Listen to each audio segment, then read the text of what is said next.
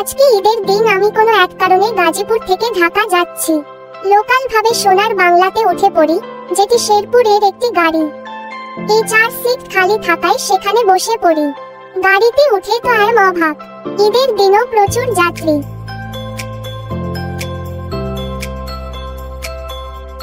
রাস্তায় অন্যান্য গাড়ি না থাকলেও সমস্ত বাস গাড়ি চলাচল করছে।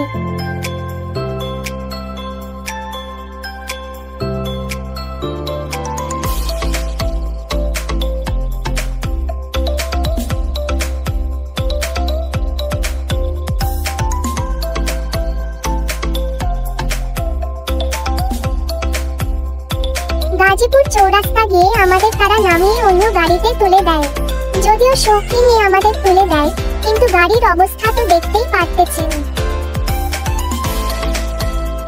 তো এই ছিল আমাদের শর্ট জার্নি রিভিউ। আর চ্যানেলটি দয়া করে সাবস্ক্রাইব করে দিন।